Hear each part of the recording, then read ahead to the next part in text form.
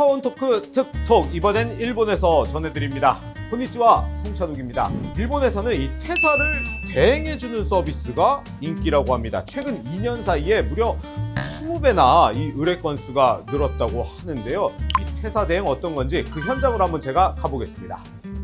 出勤ができない旨をご本人様に代わりにお伝えいたします。借りている件についてになるんですけれども、こちらすべてですね、デスクの引き出しを置いているとおっしゃっておりまして、本人からの退職日は本日という理解で 더는 못하겠어라는 의미의 퇴직 대행사 모우무리 사무실입니다. 20여 명의 직원들이 헤드셋을 차고 전화를 걸고 있는데요. 회사를 그만두고 싶다. 그런데 회사에 직접 얘기하기는 어렵다.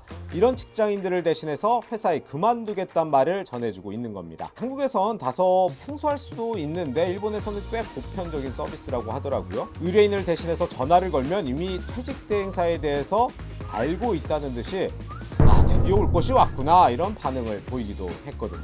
お世話になります。私、会社代行も無理の清水と、すごい上ですね。初めてですね。はい。よろしくお願いします。 그렇다고 그만두겠다는 얘기를 전하는데 당연히 고운 말만 돌아오는 건 아니더라고요.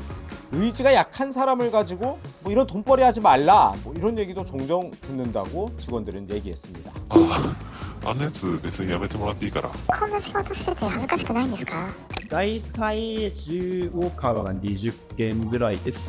ハーフで退職の意思を伝えたら、企業はあれ多分そんなしょうもないサービスよくわからないサービスで買ってんじゃねえって一件ガチャだったのはありますね。 일본의 조직 문화 때문이라고 설명을 하더라고요. 일본에선 회사에 이 사직서를 내는 것 자체에 대한 부정적인 인식이 아직 크다고 합니다. 일본에는 이 이시노 우에데모 산넨, 돌 위에서도 3년이라는 속담이 있는데요.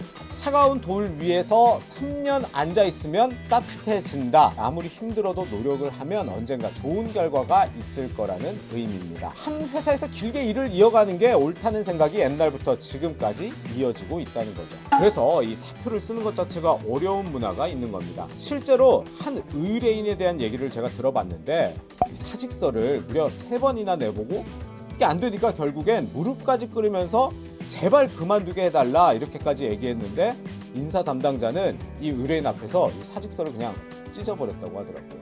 요금은 정규직의 경우 우리 돈으로 21만 원 정도고 아르바이트의 경우는 한 11만 원 정도 한다고 합니다. 들어보면 적지 않은 비용이잖아요. 그런데도 일본의 이런 문화가 퇴직 대행사를 성행하게 한 겁니다. 退職代行のサービスを利用した理由っていうのがありますよ。前の職場で働いていた時、実際に聞いていた内容とちょっと自分の中で違う部分があって、でそれを当時の社長に相談したところ、あまり食い合ってくれなくて、僕も暇じゃないんだよとちょっと流されてしまって、自分一人では退職が難しいのかなと思いまして、当時退職代行も無理に相談したっていうのがきっかけになります。